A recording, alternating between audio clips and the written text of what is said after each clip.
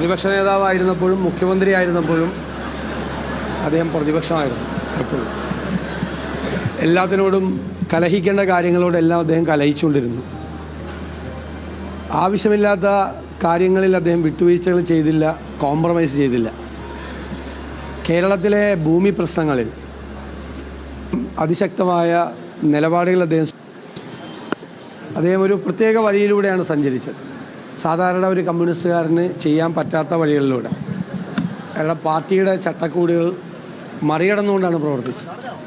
പാർട്ടിയുടെ സമ്മർദ്ദത്തിനൊന്നും കീഴടങ്ങാതെ അദ്ദേഹത്തിൻ്റെ വഴികളിലൂടെ യാത്ര ചെയ്തു. അതുകൊണ്ടാണ് VSൻ്റെ യാത്ര കേരളത്തിൽ വ്യത്യസ്തമായി കേരള ചരിത്രത്തിൽ അടയാളപ്പെടുത്താൻ പോകുന്നത്.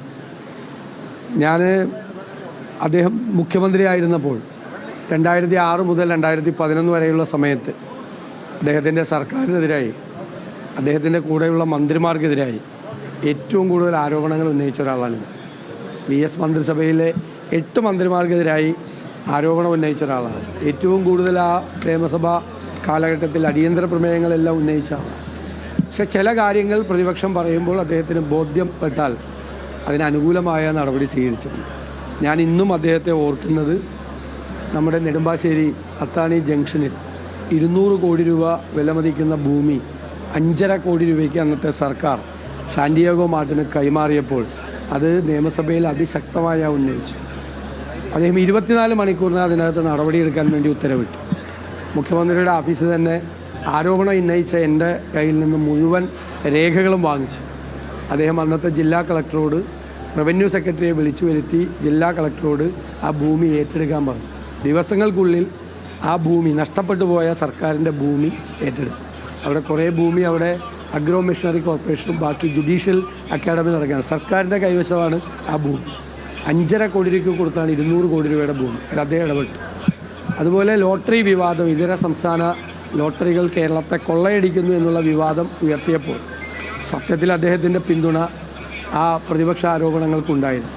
അദ്ദേഹം ഒരു പ്രത്യേകമായൊരു ഘട്ടത്തിൽ അതിനെ എൻഡോസ് ചെയ്തു. അദ്ദേഹം പറഞ്ഞു 80,000 കോടി രൂപ കഴിഞ്ഞ 4 വർഷം കൊണ്ട് ഈ സംസ്ഥാനത്ത് നിന്ന് പുറത്തേക്ക് നഷ്ടപ്പെട്ടിട്ടുണ്ട്. ഒരു വർഷം 20,000 കോടി രൂപ എന്ന്.